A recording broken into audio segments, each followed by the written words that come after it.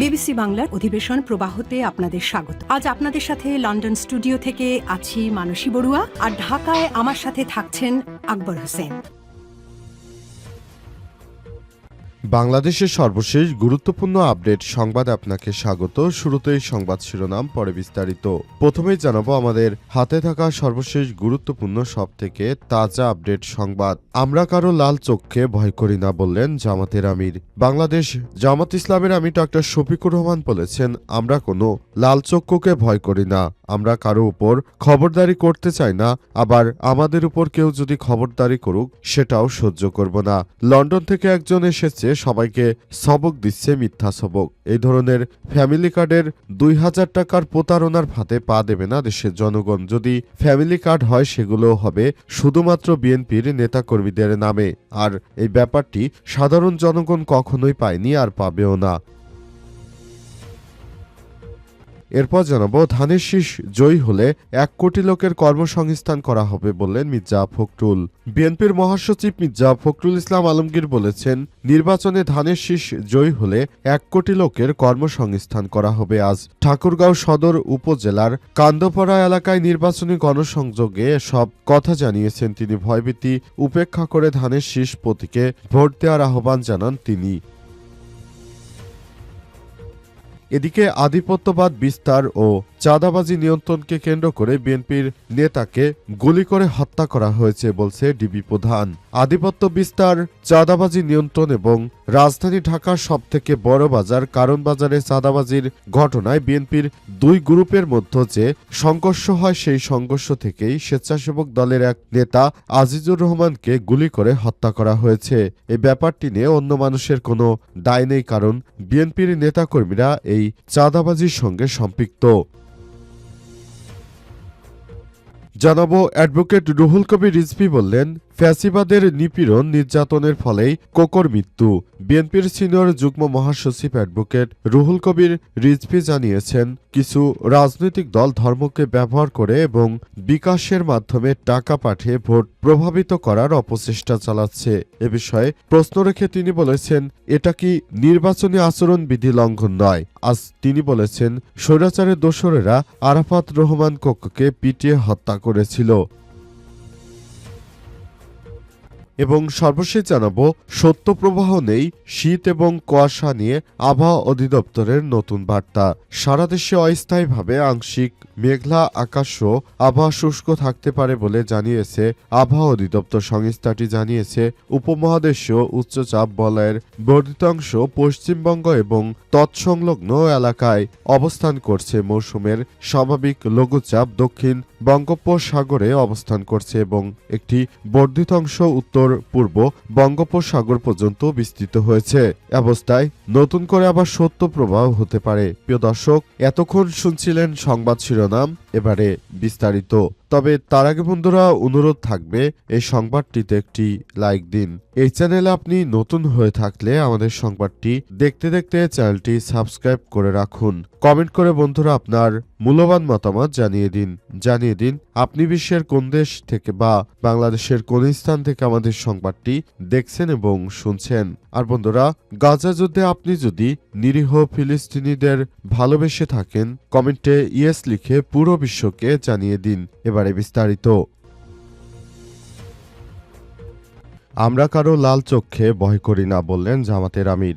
বাংলাদেশ জামাত ইসলামের আমির ডক্টর শফিকুর রহমান বলেছেন, অনেকেই আমাদেরকে চোখ রাঙানি দেওয়ার চেষ্টা করছে, তবে তাদেরকে মনে রাখতে হবে, স্বৈরাচার ফ্যাসিবাদ শেখ হাসিনা, তাকে আমরা ভয় পাইনি। আর তোমরা বিদেশ থেকে এসেছো মুসলেকা দিয়ে, তোমাদেরকে দেশের জনগণ আর ভয় পায় না। এই ধরনের কর্মকাণ্ড আমাদের সঙ্গে দেখে কোনো লাভ নেই বলে জানিয়েছেন বাংলাদেশ জামাত ইসলামের আমির ডক্টর শফিকুর রহমান। সেজন্য তিনি সবার উদ্দেশ্য করে সব কথা বলেছেন যে, বাংলাদেশের প্রতিটি নাগরিককে অবশ্যই এই রাজনৈতিক দলটিকে নিয়ে অবশ্যই ভাবতে হবে।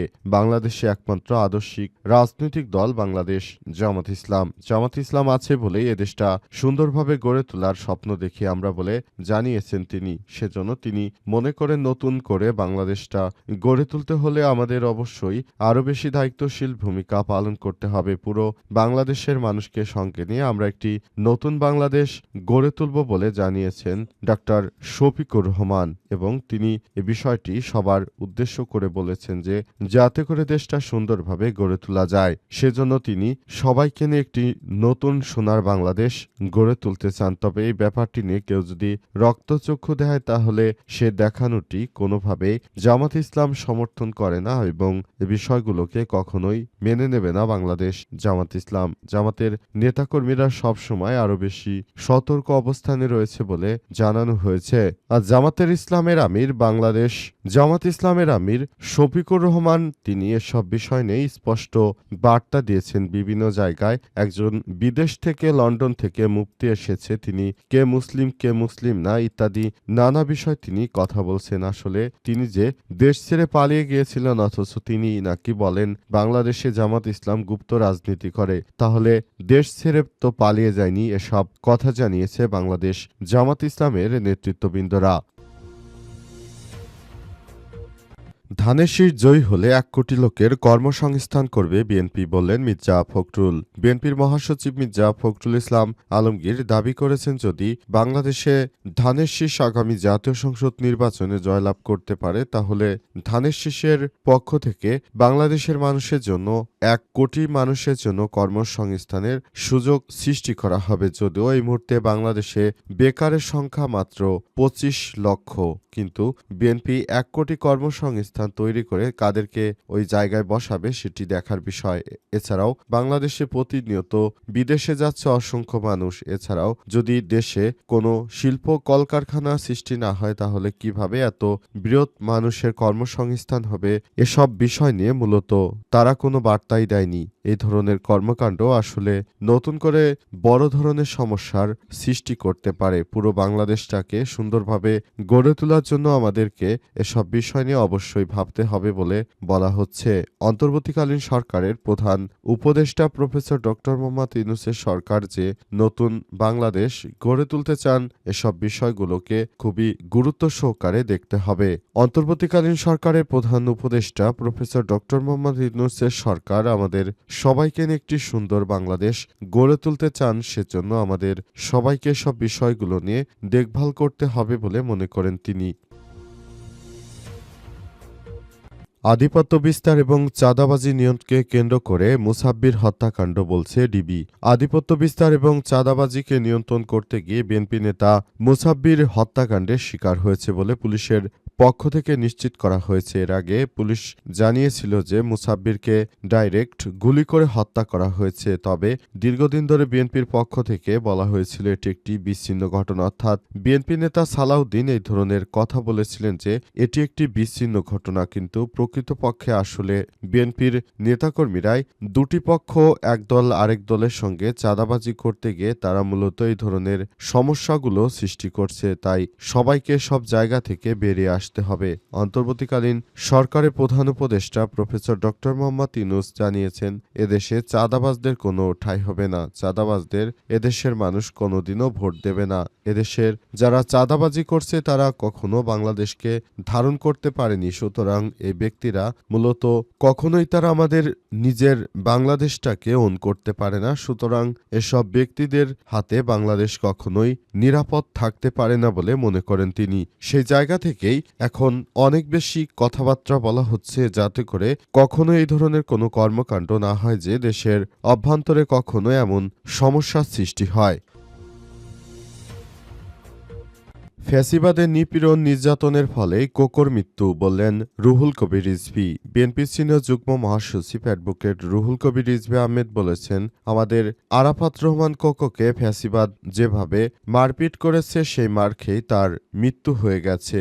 আরাফাত রহমান কোকো তিনি বাংলাদেশকে ওন করতে পেরেছিলেন, কিন্তু ফ্যাসিবাদের দোসরেরা কখনোই বাংলাদেশকে ওন করতে পারেনি। তারা সবসময় শুধু বাংলাদেশের সাধারণ মানুষের বিরুদ্ধে গিয়ে কাজ করেছে।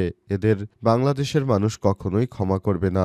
ভারতে পালিয়ে গিয়েও তারা দেশের বিরুদ্ধে নানা রকম ষড়যন্ত্র করছে বলে অভিযোগ করেছেন তিনি মনে করেন নতুন বাংলাদেশ গড়ে তুলতে হলে এদেশে আর কোনো ফ্যাসিবাদকে জায়গা দেয়া হবে না। পুরো বাংলাদেশটা এখন সময় এসেছে সুন্দর করে সবকিছু করতে হবে, দেখভাল করতে হবে। অন্তর্বর্তীকালীন সরকারের প্রধান উপদেষ্টা প্রফেসর ডক্টর মোহাম্মদ ইউনূসের সরকারকে নতুন বাংলাদেশ গড়ে তোলার জন্য কাজ করতে হবে বলে মনে করেন অ্যাডভোকেট রুহুল কবির রিজভী। সে অনুযায়ী পুরো বাংলাদেশটাকে সুন্দরভাবে গড়ে তোলার ক্ষেত্রে তিনি যে বিরাট ভূমিকা রেখে চলেছেন তার জন্য অন্তর্বর্তীকালীন সরকারকে তিনি ধন্যবাদ জানিয়েছেন।